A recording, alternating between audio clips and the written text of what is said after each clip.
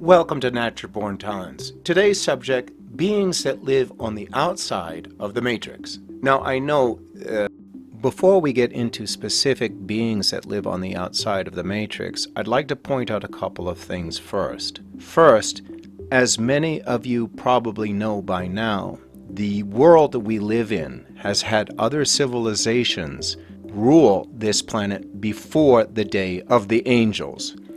If you look in mythology, religion, or culture, you will see hints of other deities that had once ruled this planet. Now, of course, the angels are very good at manipulating the hologram of the matrix to suit their needs, to suit their struggle. Before the angels, you had the Buddhist beings, the Hindu beings, the Celtic beings, the Olympians, and many, many more.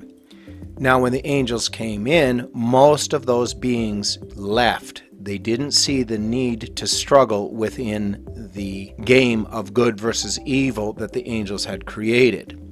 The second thing I'd like to point out is the near-death experience, or when my ancestors pull my soul out of my body to show me what's going on the other side, to see those beings and the other alternate realities that are littered throughout the universe. From that experience, they showed me it's endless.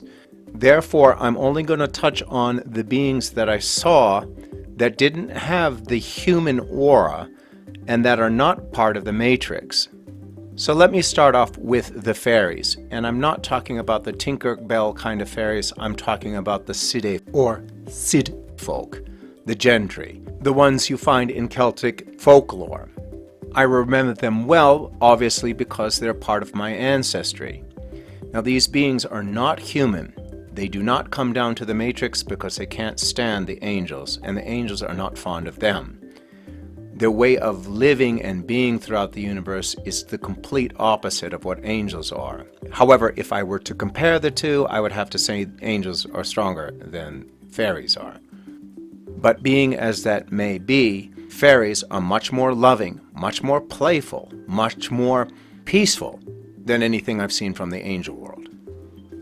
Another group of beings I find fascinating are the Buddhist deities. Now, the Buddhist deities range from beings that are slightly stronger than human to very, very powerful beings much like the Olympians. The ones that I saw were more interested in human endeavors than the other beings.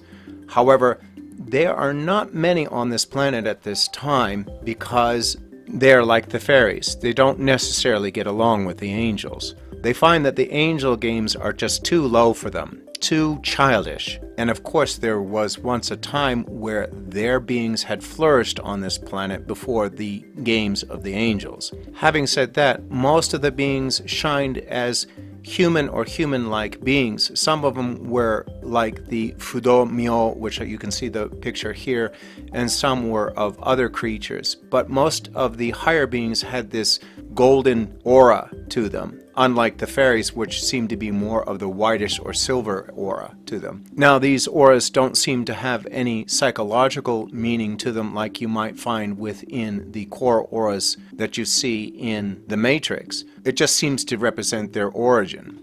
The other beings that I saw that are not in the Matrix at this time are things like fauns, nymphs, dragons, giants, dwarfs, goblins from the netherworlds, DMTs from the psychological world, though these beings seem to be something connected to the Matrix and don't seem to have their own real reality. Probably need to explore that a little bit more to confirm that. Basically, anything you see in mythology probably has some truth to it. Now, many of you have probably heard recently that there are giants beings discovered in Afghanistan, giant skeletons or statues of giants being discovered in other lost civilizations, which the angels love to hide or distort. If you distort the truth enough, it becomes difficult to verify the existence of any of these beings. This is something the angels are very good at doing, hiding the truth. Now, they do this for the struggle of their game, the struggle of discovery or rediscovery. The angels have created their own agents, the false scientists full of skepticism and ego, who will go around creating illusions, debunking things that are actually true. And if you need any proof of this, just take a look at the artifacts that are found in, say, an Egyptian vault or something, or the creation of the pyramids themselves. So in conclusion, if there's any specific being that you would like to see described in more detail as I saw it on this channel, please leave it in the comments section below, and thanks again for watching. Hope to see you in the next video.